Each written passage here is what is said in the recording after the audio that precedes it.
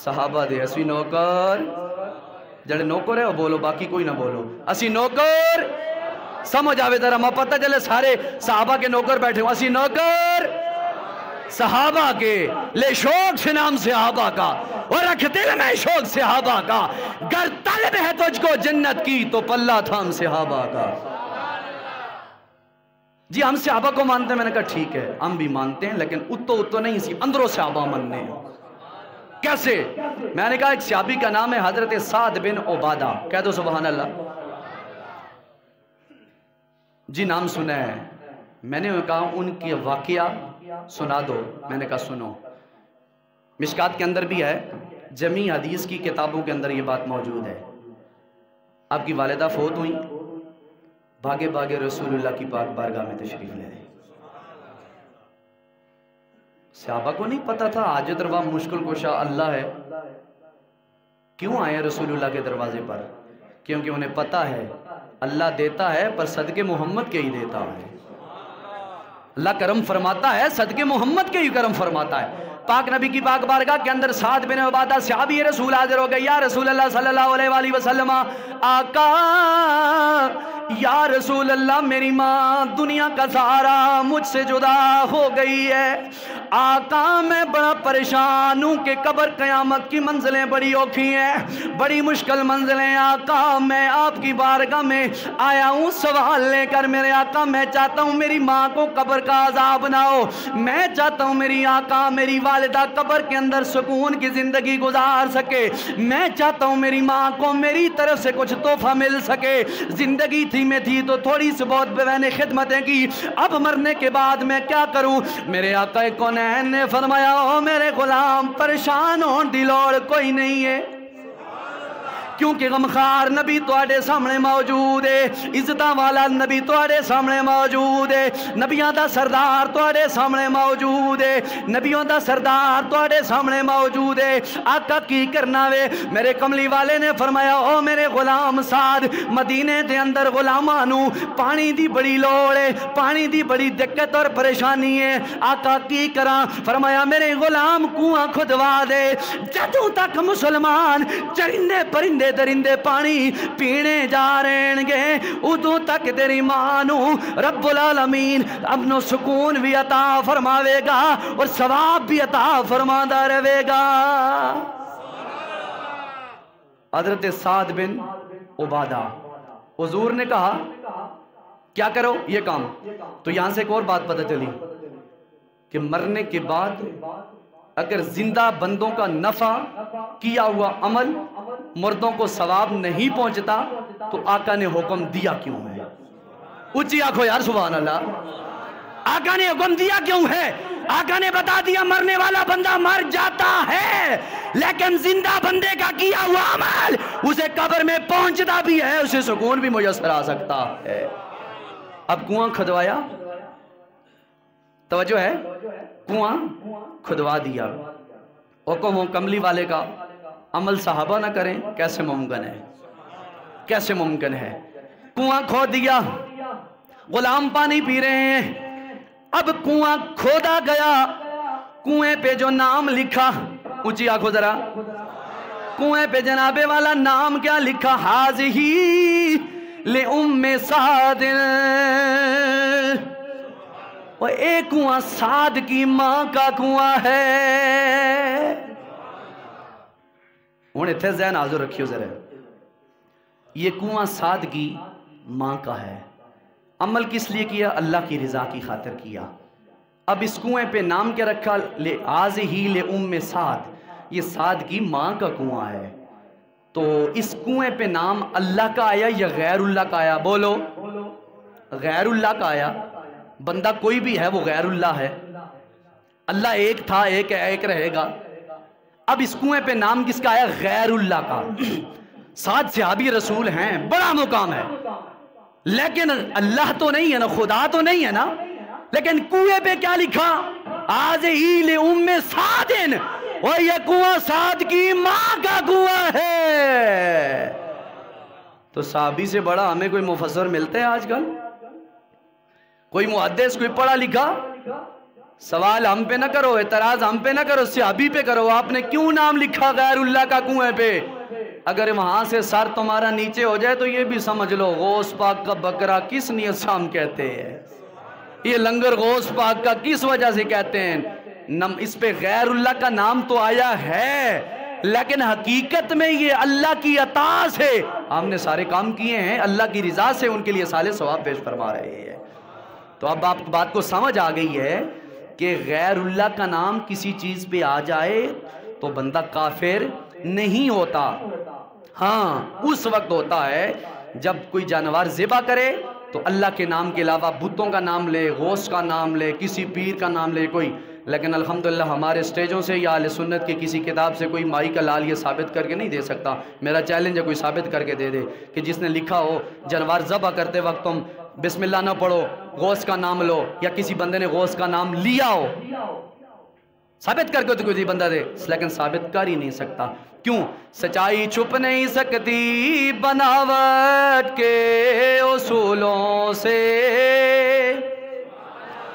خوشبو آ نہیں سکتی کبھی کاغذ کے پھولوں سے۔ تو اس لیے عقیدہ اہل سنت، جمہور عقیدہ اہل سنت، یہ فرقے عقیدے بعد میں بنے ہیں، سارے اہل سنت سے نکل کر انہیں اپنے اپنے عقیدے بنا لیے، جس نے بنایا اسے اپنا عقیدہ مبارک ہو، ہمارا کوئی طنز نہیں، نہ تھا نہ ہے نہ رہے گا، لیکن حقیقت کو سمجھو، جو قرآن کہتا ہے اسے سمجھو، جو حدیث کہتی ہے اسے سمجھو۔ سب کچھ اچھا، نوے کپڑے بہترین اچھے ہیں، نئی ٹوپی اچھی ہے، نئی مسجد اچھی ہے، نئی پلاٹنگ اچھی ہے، نئے گھر بار اچھا ہے، لیکن دین پرانا ہی اچھا ہے، دین پرانا ہی اچھا ہے۔ اور پرانے دین سے جب تک وابستہ ہم رہیں گے، اسی میں عزتیں بھی ہیں، اسی میں شان بھی ہے، اسی میں شوکت بھی ہے۔ کہہ دو سبحان اللہ۔ آخری بات اور میری بات ختم، اونچی آنکھوں ذرا سینے نہ زور لا کے آنکھوں سبحان اللہ، سلامت رہو۔ توجہ، شیخ محقق عبدالحق محدث دہلوی رحمت اللہ تعالیٰ علیہ، کہہ دو سبحان اللہ۔ گونگے بندے نال میری گالی کوئی نہیں، جسا میری سمجھ آئے ہو آنکھوں سبحان اللہ، باہر والے بھی آنکھوں ذرا سبحان اللہ۔ اللہ تمہاری جوانوں کی جوانیوں میں برکتیں عطا فرمائے۔ توجہ، شیخ محقق الاطلاق، محقق الاطلاق کا مطلب یہ ہوتا ہے کہ ہر مکتبہ فکر کا ایمان رکھنے والا بندہ شیخ محقق کو مانتا ہے، اسے کہتے ہیں شیخ محقق، یعنی سب کی تحقیق کے لائق شیخ محقق۔ یہ وہ شخص ہے جسے مقام حضوری بھی حاصل ہے۔ مقام حضوری پتہ کسے کہتے ہیں؟ مقام حضوری اسے کہتے ہیں آنکھیں بند کرے، دل چاہے تو رسول اللہ کی زیارت کر لے، حضور سے اپنے زیارت فرما لیا کرتے ہیں۔ یہ ہیں شیخ عبدالحق محدث دہلوی۔ کتاب کا نام ما ثبت بالسنہ، اس کے جناب والا اس کتاب کے آپ یہ بات صفحہ نمبر 11 ہے، فارسی میں یہ کتاب ہے، ترجمہ بھی ہوا ہے، بہرحال اس کتاب کے صفحہ نمبر 11 پہ لکھتے ہیں، کیا لکھتے ہیں؟ صاحب حضوری، اور ایک اور روایت آپ کی بڑی مشہور ہے، کہتے ہیں جو جب میں حدیث پڑھتا کوئی عجیب و غریب، تو اگر میرے دل میں کوئی شک شبہ پیدا ہو جاتا کیا حضور نے یہ بات کہی ہے یا نہیں، کہتے ہیں میں آنکھ بند کرتا دربار رسالت میں حاضری پیش کرتا، آقا یہ جو میں جملے پڑھ رہا ہوں آپ کے ہیں یا کہ نہیں؟ تو سرکار فرماتے ہاں یہ میرے ہی ہے۔ یہ شیخ عبدالحق محدث دہلوی رحمت اللہ تعالی علیہ فرماتے ہیں ما ثبت بالسنہ کے اندر لکھتے ہیں بے شک ہمارے ملک میں حضور غوث پاک کے عرس مبارک کا دن 11ویں شریف ربیع الاخر مشہور ہے، اور یہی تاریخ غوث پاک کی اولاد میں متعارف ہے، اور اسی وجہ سے غوث پاک کو 11ویں والے بابا جی کہتے ہیں، 11ویں والے سرکار کہتے ہیں۔ پورا گھنٹہ ہو چکا ہے مجھے بیان کرتے ہوئے، لیکن محسوس یہی ہو رہا ہے کہ ابھی 5 منٹ ہوئے، کہہ دو سبحان اللہ۔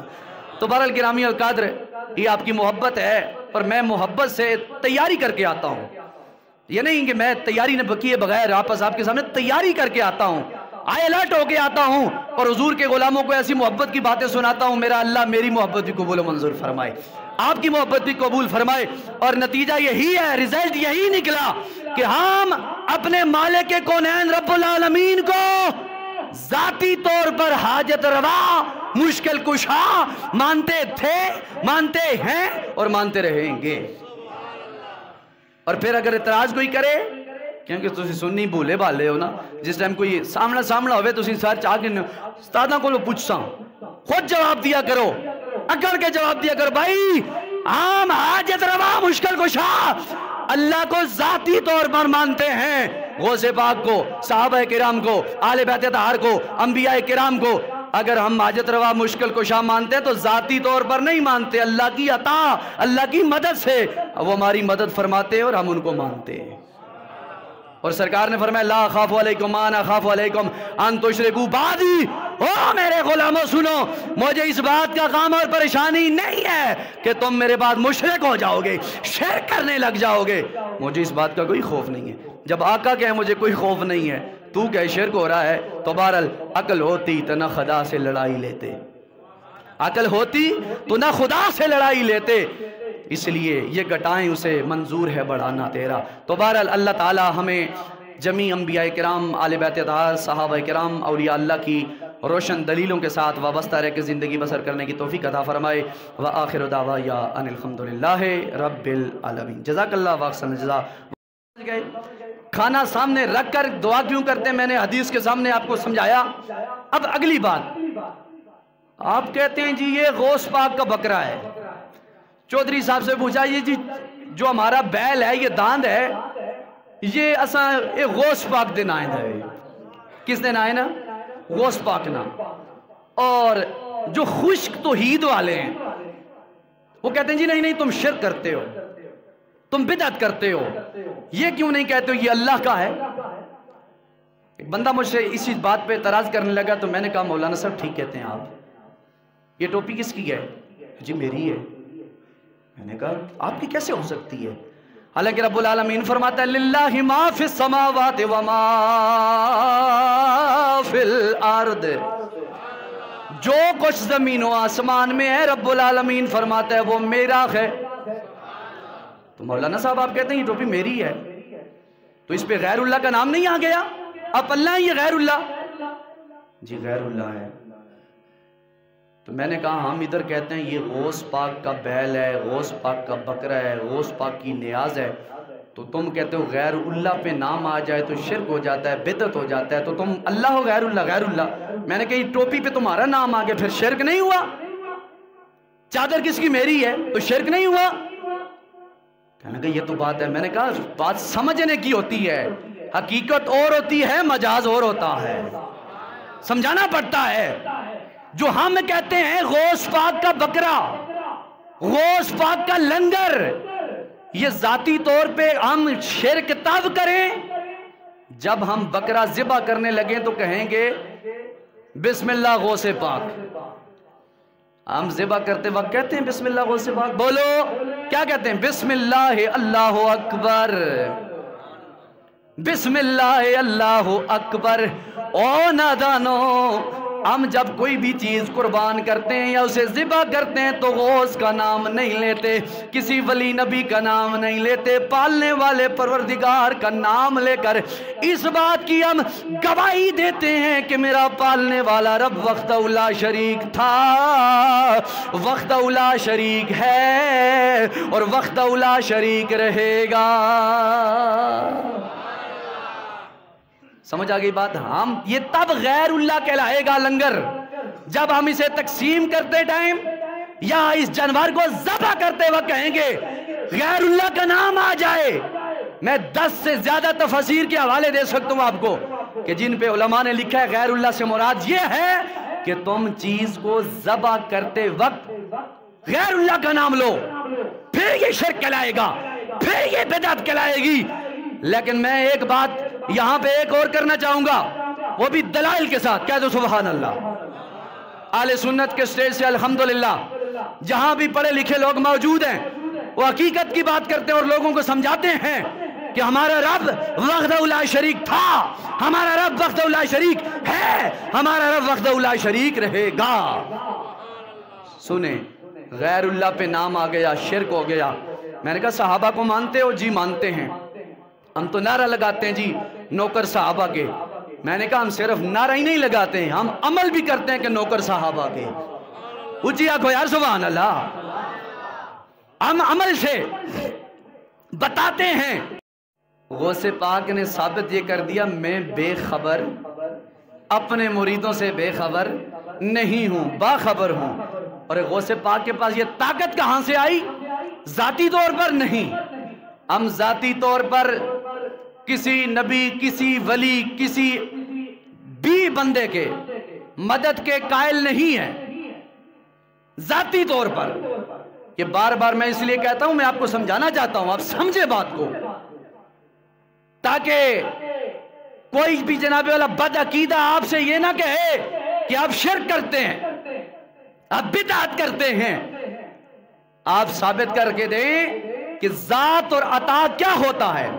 ایک ہوتا ہے ذات، سورج اپنی ذات میں ایک ہے، چاند اپنی ذات میں ایک ہے، آقا کریم اپنی ذات میں ایک ہے، اللہ اپنی ذات میں ایک ہے۔ بولے سبحان اللہ۔ ہم کہتے ہیں غوث پاک ہماری مدد کرتے ہیں، اونچا بولو، بلند آواز سے آگو سبحان اللہ۔ غوث پاک ہماری مدد کرتے ہیں، ذاتی طور پر نہیں، عطائی طور پر، اللہ کی عطا سے اللہ ان پہ فضل فرماتا ہے، آگے وہ ہماری مدد فرماتے ہیں۔ ویسے سارے انبیاء، اہل سنت کا عقیدہ، سارے انبیاء، سارے غوث، سارے کتب، سارے ابدال، پوری کائنات کے معززین ترین شخصیات اللہ کی محتاج ہیں، اللہ کی محتاج ہیں، اور اللہ کسی کا محتاج، بولو اللہ کسی کا محتاج نہیں ہے۔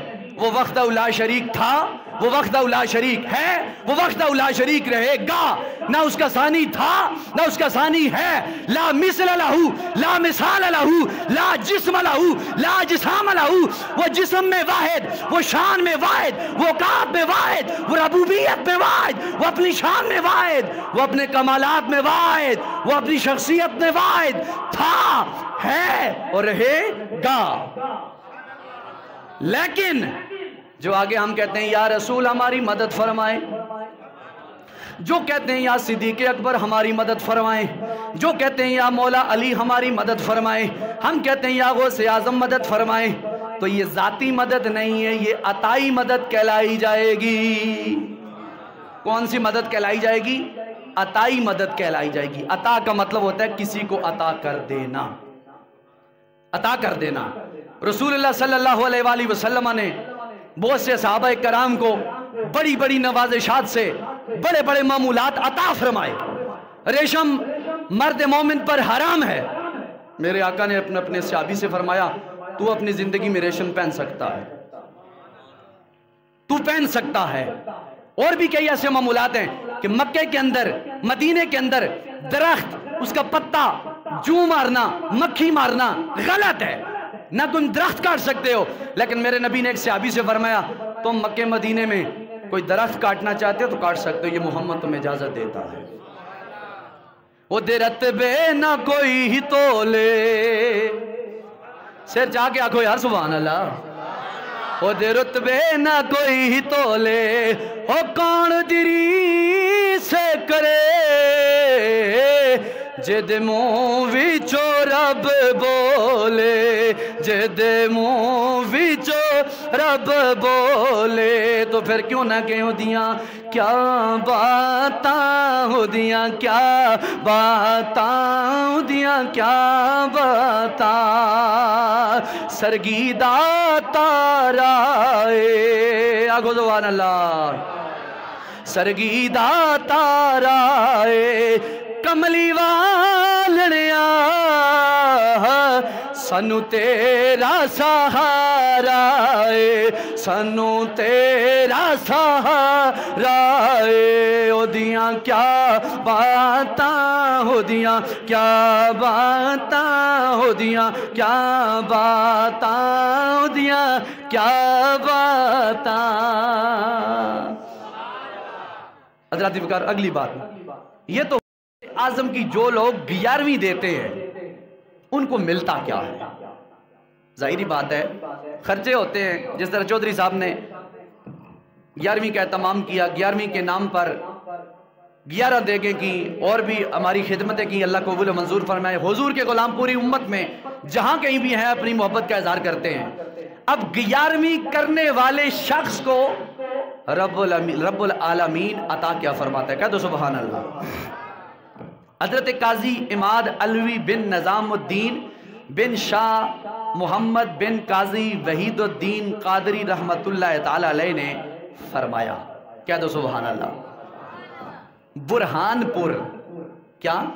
برہان پور ہندوستان میں ایک ایریا ہے، برہان پور ہندوستان میں ایک ایریا ہے، جگہ ہے، اس جگہ میں مسلمانوں کے بھی گھر تھے اور ہندوؤں کے بھی گھر تھے، لیکن یاد رکھو زمانے والوں غوث اعظم وہ ہے جس سے مسلمان ہی پیار نہیں کرتے، ہندو بھی خود پیار فرماتے ہیں۔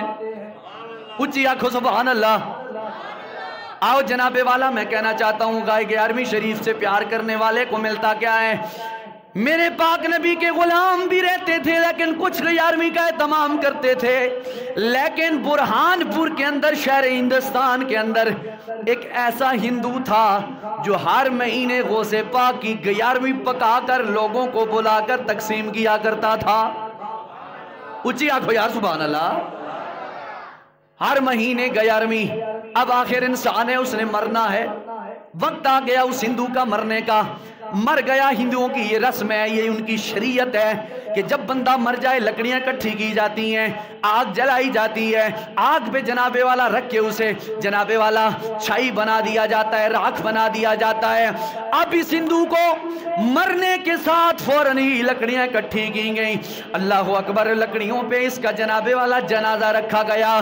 ہندوؤں نے آگ جلانا شروع کر دی، آگ جلتی گئی لیکن جسم سلامت ہے، آگ جل رہی ہے، جسم کو آگ نہیں پہنچ سکی۔ ہندو سارے کے سارے پریشان، سر پکڑ کے بیٹھ گئے۔ بڑے بڑے ہندو آئے، بادشاہ وزراء مشیر سارے آئے، ہم نے انہیں پکڑ کے آگ میں ڈالا، ان کا جسم جل گیا، فوراً راکھ ہو گیا، لیکن یہ ایک ایسا ہندو ہے ہمارا، اسے ہم آگ میں جلاتے ہیں، اسے آگ نہیں پکڑتی۔ کہتے ہیں جناب والا بالآخر بڑی کوشش کی ہندوؤں نے، بڑے حربے استعمال کیے، کسی طرح اس کے کپڑے کو بھی آگ لگ جائے، فرمایا آگ اس کے کپڑے کو بھی نہیں لگ رہی۔ سارے کے سارے ہندو پریشان اور حیران ہیں کہ اس کے کپڑے کو آگ بھی نہیں لگ رہی۔ کہتے ہیں اسی وقت کے اسی زمانے کے ایک درویش کو غوث پاک اعظم رضی اللہ تعالیٰ عنہ نے کشف کے ذریعے فرمایا، او میرے درویش، آ میرے درویش، میرا ماننے والا، میرے گھر کے خاندان کے ایک ایسے شخص پہ ہاتھ پہ کلمہ پڑھنے والا جو بظاہر تو ہندو تھا لیکن دل سے وہ ہندو نہیں تھا، مجھ میرے محمد کا کلمہ پڑھنے والا تھا، وہ میرا غلام تھا، وہ میرا مرید تھا، کسی مجبوری کے ساتھ اس نے اپنا اسلام ظاہر نہیں کیا، جاؤ وہ مر گیا ہے اور ہندوؤں نے اسے پکڑ کر پانی میں پھینک دیا ہے، جاؤ اس کے کفن دفن کا اہتمام کرو، اس کا جنازہ پڑھاؤ، اسے مسلمانوں کے قبرستان میں دفن فرما دو۔ کہتے ہیں وہ درویش اٹھ کر دیکھا تو کیا دیکھا؟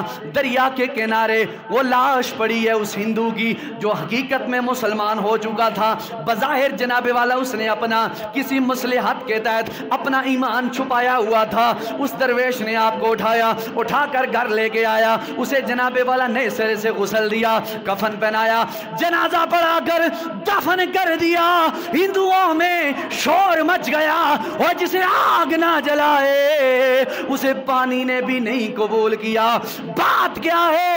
درویش بول پڑا، فرمایا اور بات کوئی نہیں ہے، یہ محمد کا عاشق تھا اور محمد کی آل کا نوکر، غوث پاک کی سالانہ 11ویں دیا، ماہانہ 11ویں دیا کرتا تھا۔ غوث پاک نے لج رکھ لی، جو ہماری یاد سینے میں رکھتا ہے اسے نہ دنیا کی آگ جلا سکتی ہے، نہ اسے قبر قیامت کی آگ جلا سکتی ہے۔ تو کیوں نہ کہ حسیروں کے مشک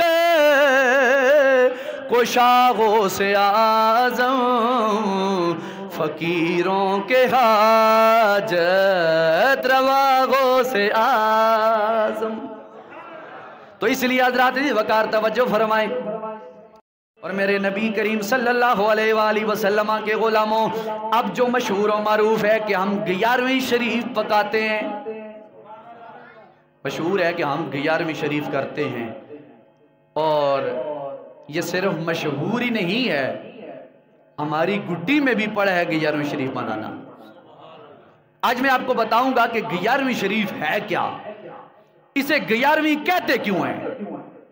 11ویں شریف 13ویں شریف بھی کہا جا سکتا تھا، 12ویں شریف بھی کہا جا سکتا تھا، اور اسے 11ویں شریف کہتے کیوں ہیں؟ کہہ دو ذرا سبحان اللہ۔ نہیں، محبت کے سینے کا زور لگا کے ذرا آنکھوں سبحان اللہ۔ اپنے رب العالمین پالنے والے کو گج وج کے خوش کرنے کے لیے آنکھوں سبحان اللہ۔ اب توجہ فرمائیں، 11ویں کی وجہ تسمیہ۔ اب 11ویں کو 11ویں کیوں کہتے ہیں؟ پہلی بات یہ سنیں کہ 11ویں لفظ ہے طاق۔ طاق سمجھتے ہیں نا، جفت طاق۔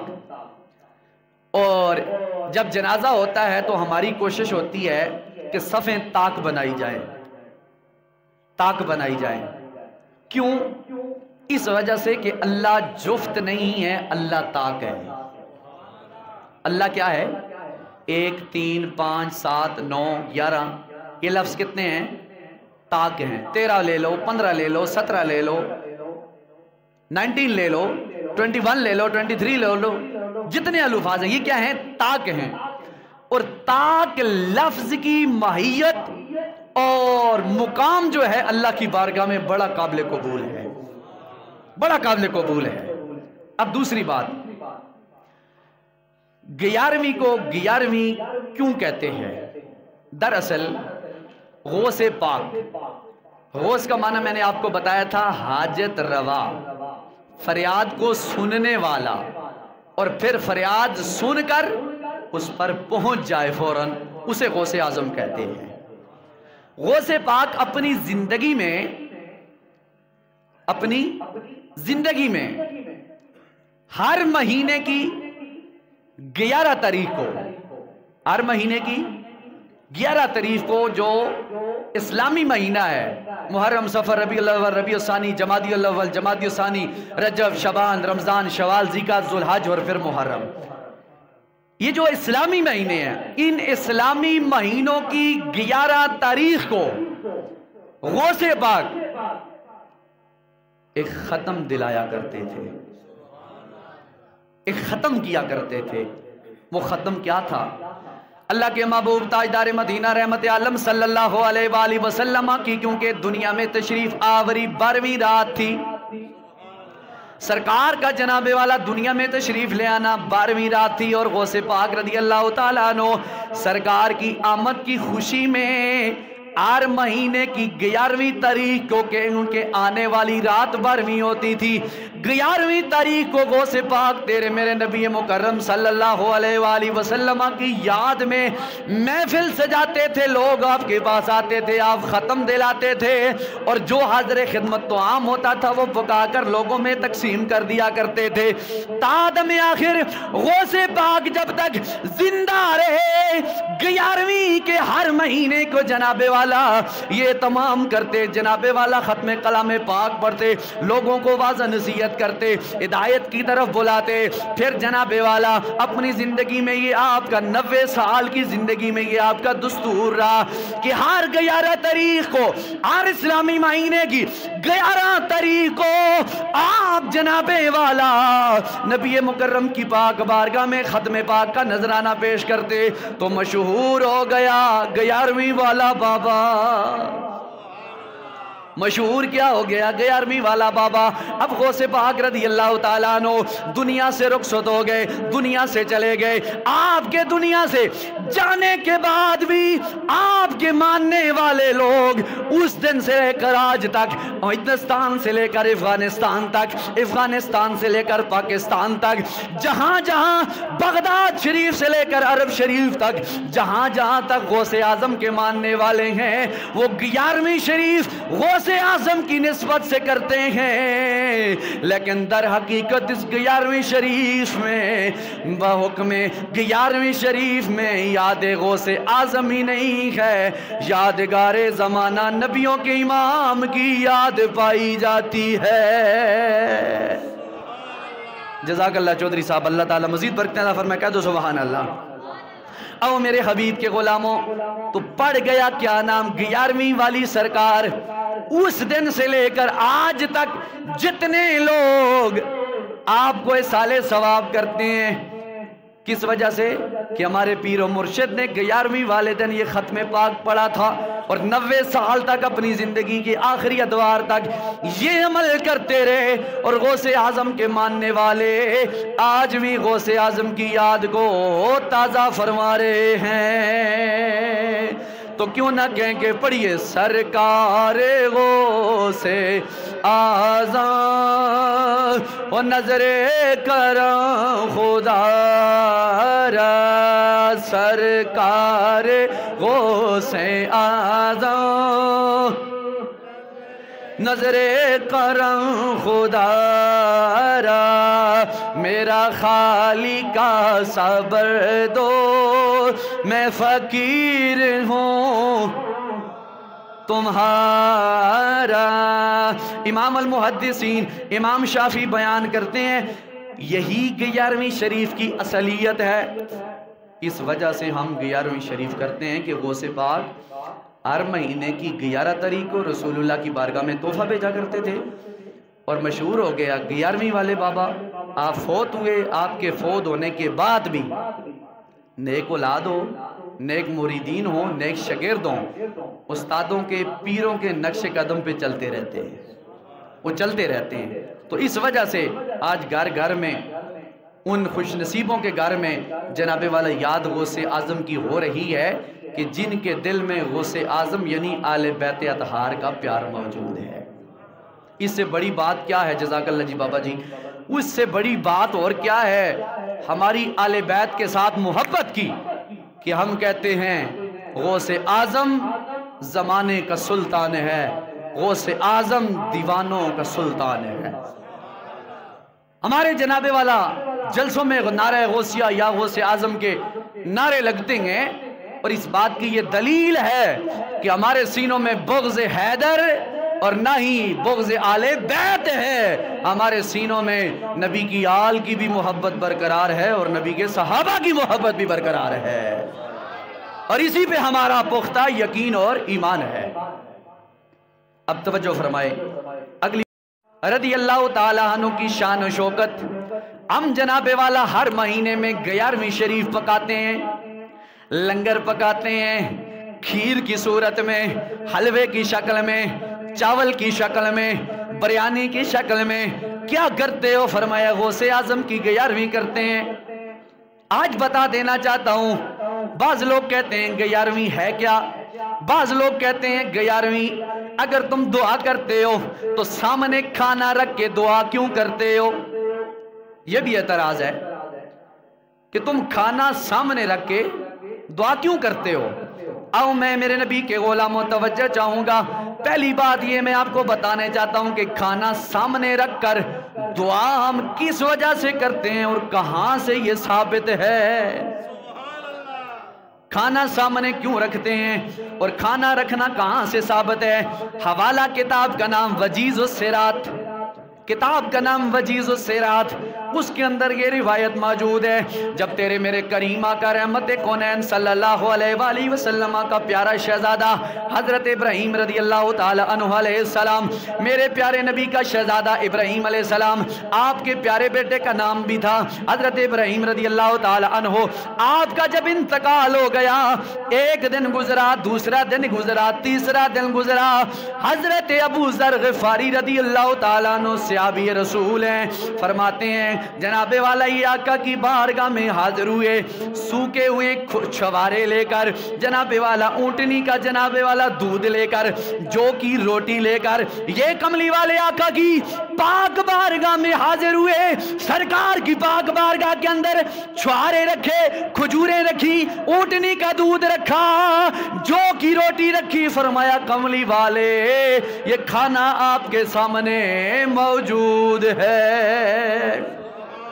اب میرے آقا کونین کے غلاموں سرکار دو عالم علیہ السلام کے سامنے جو کی روٹی بھی موجود ہے، اونٹنی کا دودھ بھی موجود ہے، چھوارے بھی موجود ہیں، کھجوریں بھی موجود ہیں، ساری کی ساری چیزیں حاضر خدمت ہیں۔ تو میرے کملی والے نے فرمایا میرے غلاموں ایک مرتبہ سورہ فاتحہ پڑھ لو، ایک مرتبہ سورہ فاتحہ پڑھ لو، 3 مرتبہ سورہ اخلاص پڑھ لو۔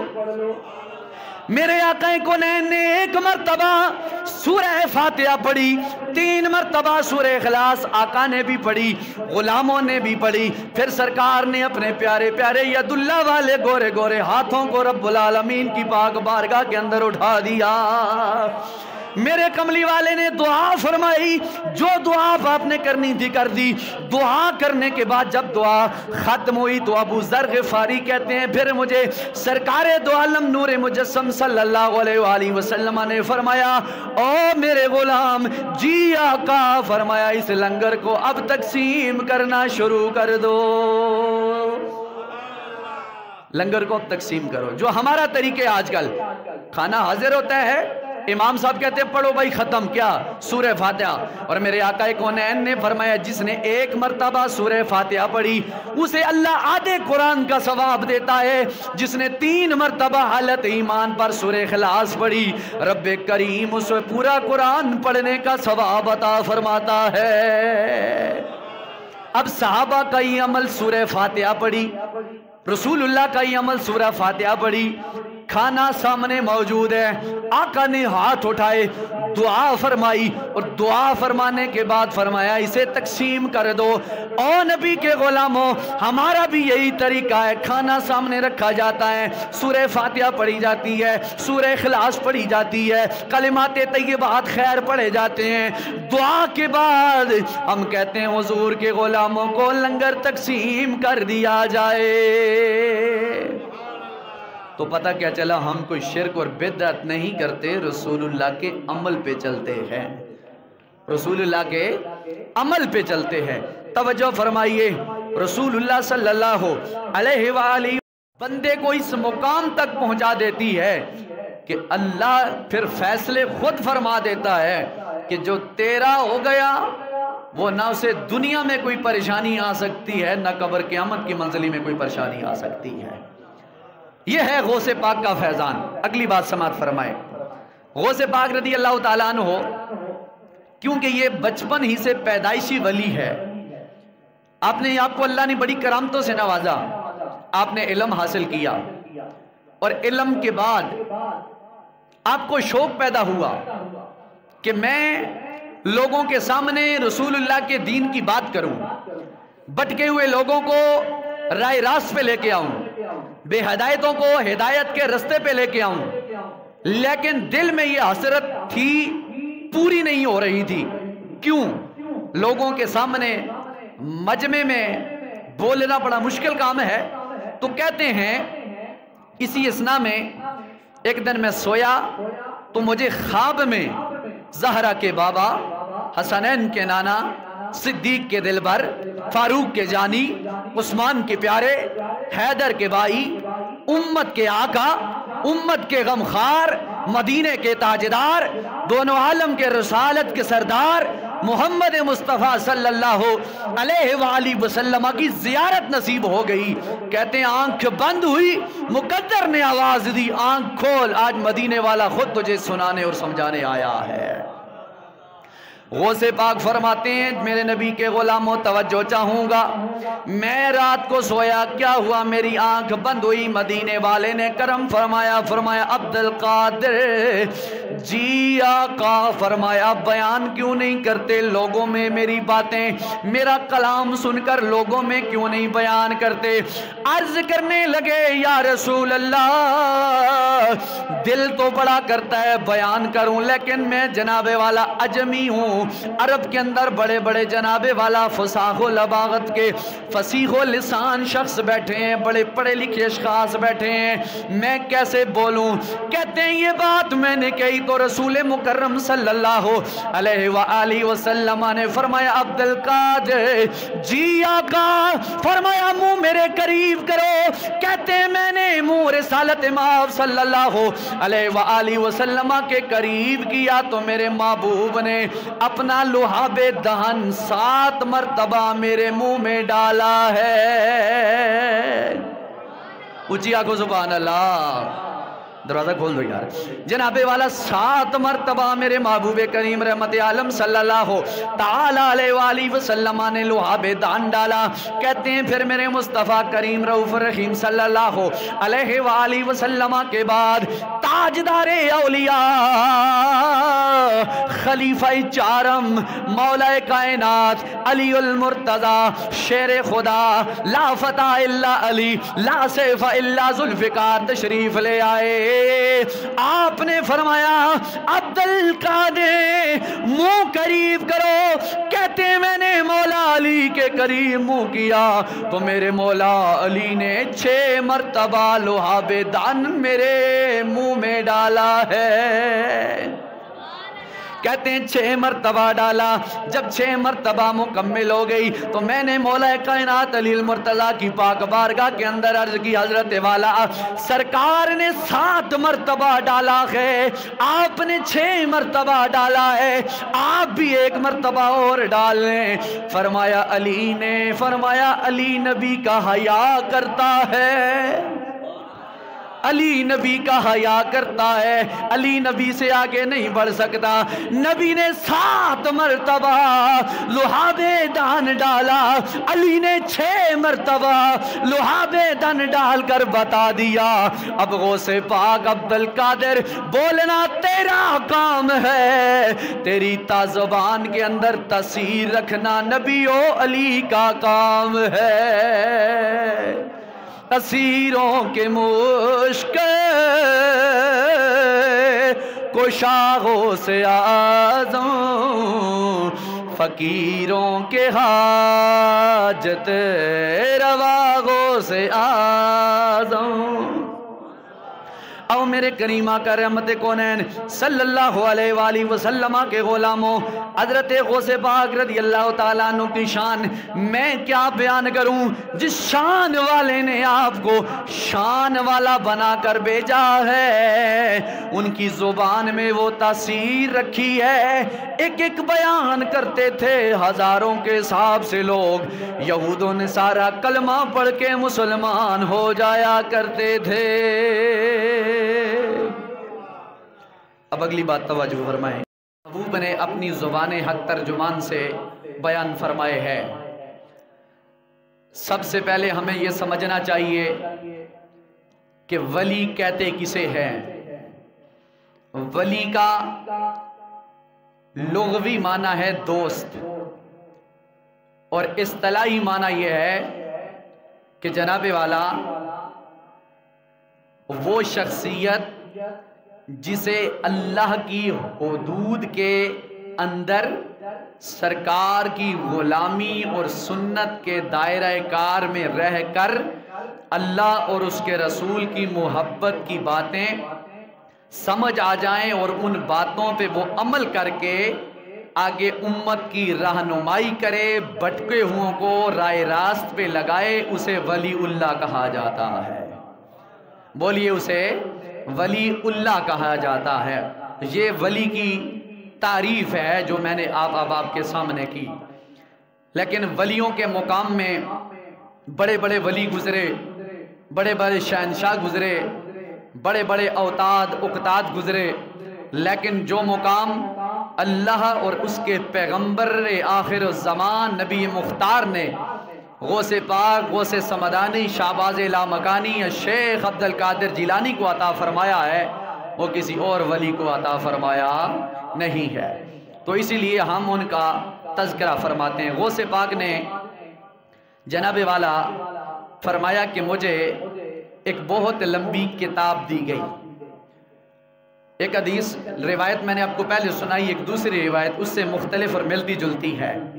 फरमाया मुझे एक बहुत ही लंबी किताब दी गई है कि जिसमें मेरे हम साहबों میری مجھ سے نسبت رکھنے والے پیار کرنے والے لوگوں کے قیامت تک مریدوں کے نام مجھے عطا کر دیے گئے ہیں قیامت تک۔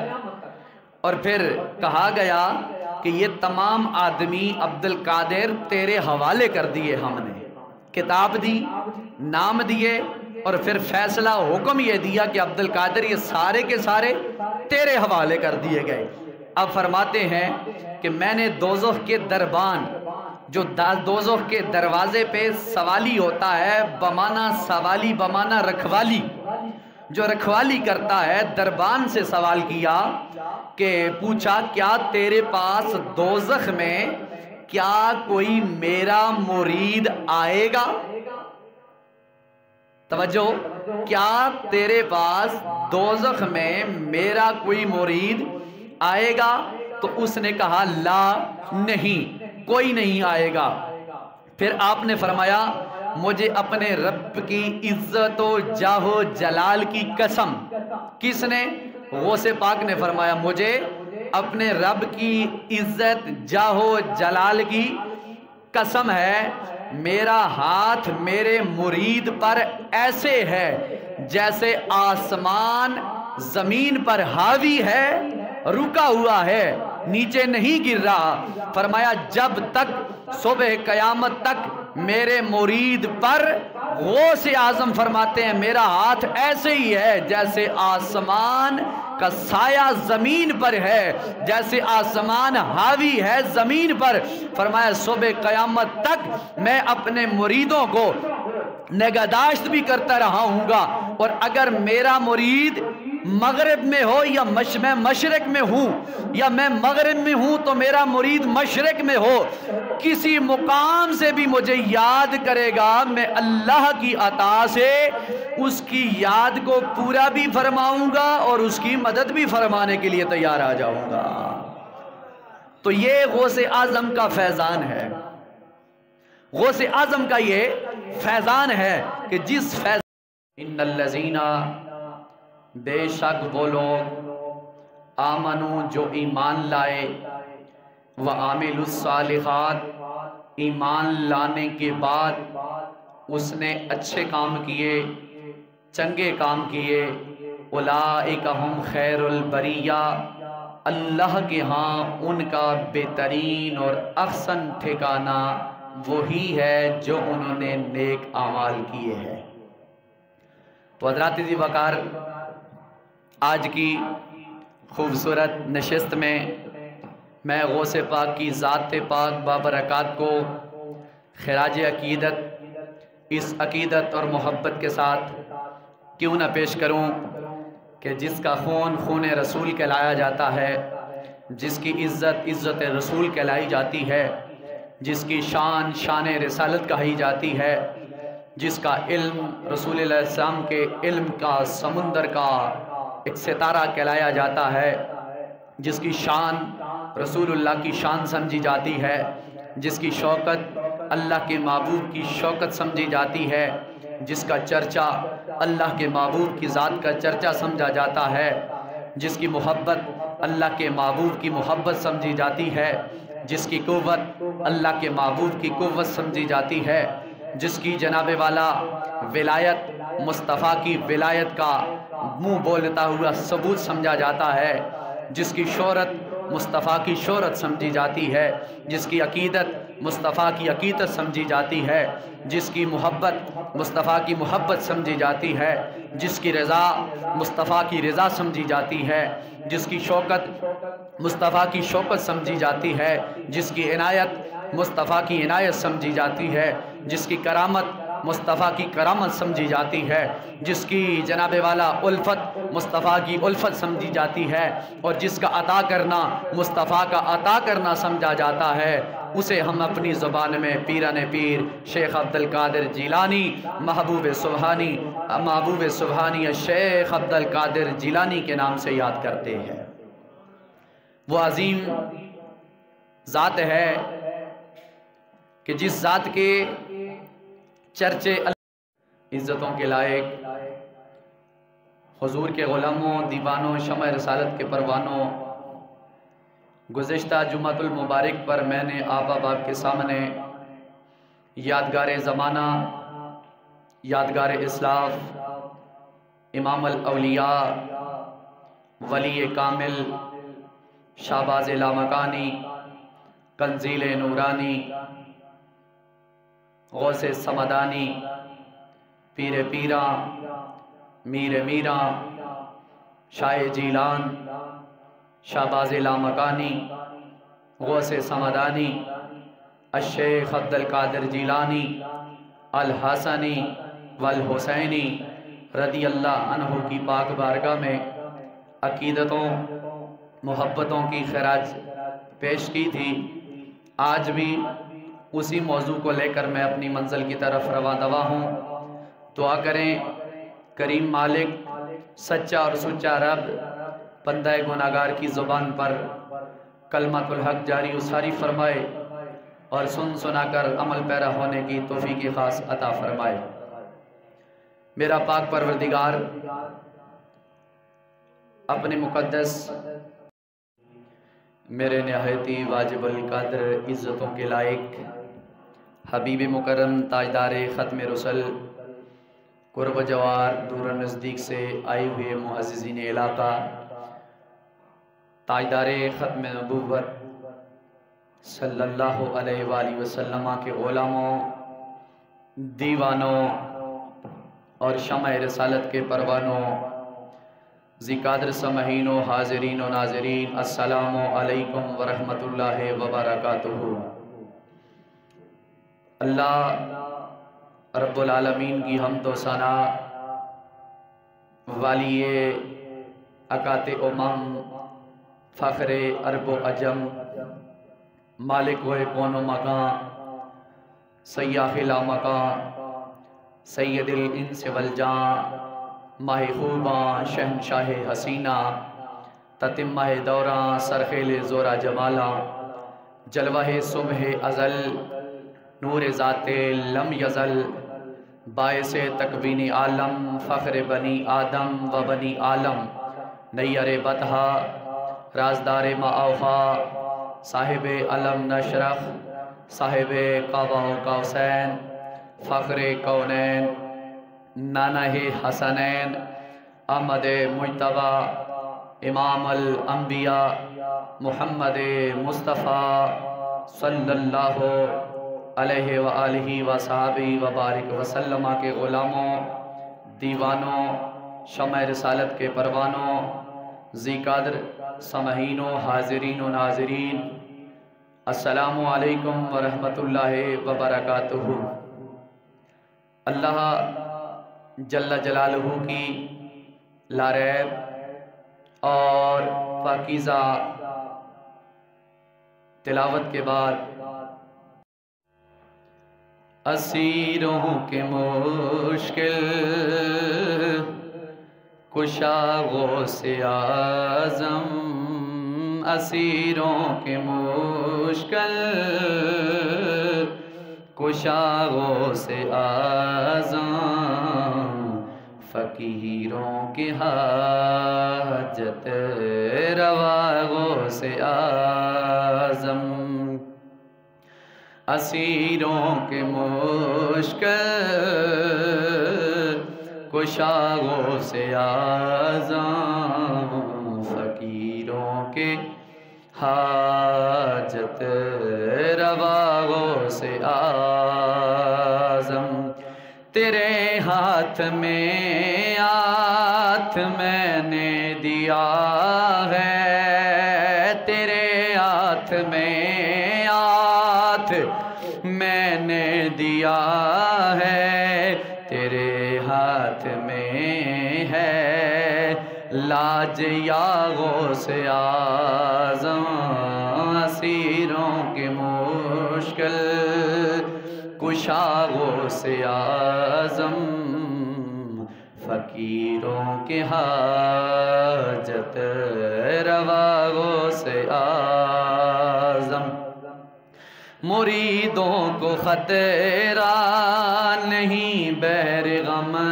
سے، مریدوں کو خطرہ نہیں بیرغاں سے کہ بیڑے کے نا خدائی سے آزاں مریدوں کو خطرہ نہیں بیرغم سے کہ بیڑے کے نا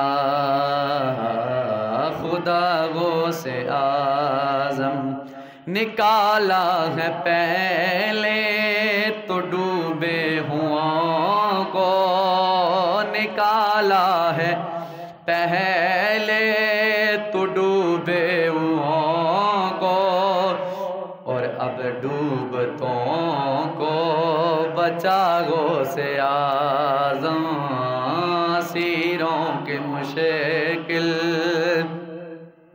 کشاغو سے آزم فقیروں کے حاجت روا غو سے آزم. بعد از حمد و صلات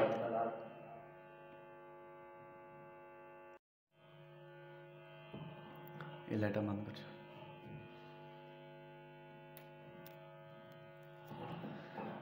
الحمدللہ حمدا کثیرا طیبا طیبا طاہرا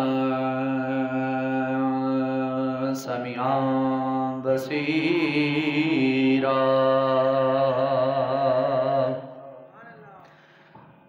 وعلی آلہ وأصحابه الراشدين إلى يوم الدين كثيرا كثيرا.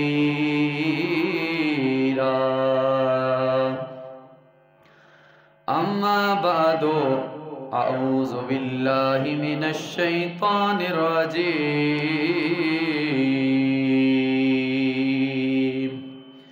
بسم الله الرحمن الرحيم. إن الذين آمنوا وعملوا الصالحات أولئك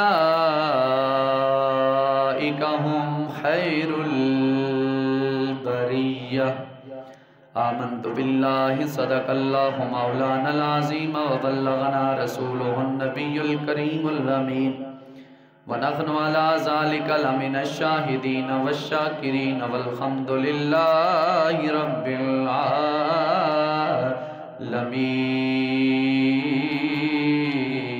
العالمين. ببركته إن الله وملائكته يصلون على النبي يا أيها الذين آمنوا صلوا عليه وسلموا تسلیما. کوئی زبان خاموش نہ رہ پڑی ہے، مل کے الصلاۃ والسلام علیک یا سیدی یا رسول اللہ وعلی آلک واصحابک یا سیدی یا حبیب اللہ. الصلاۃ والسلام علیک یا سیدی یا رحمت للعالمین وعلی آلک واصحابک یا سیدی یا جد الحسن والحسین.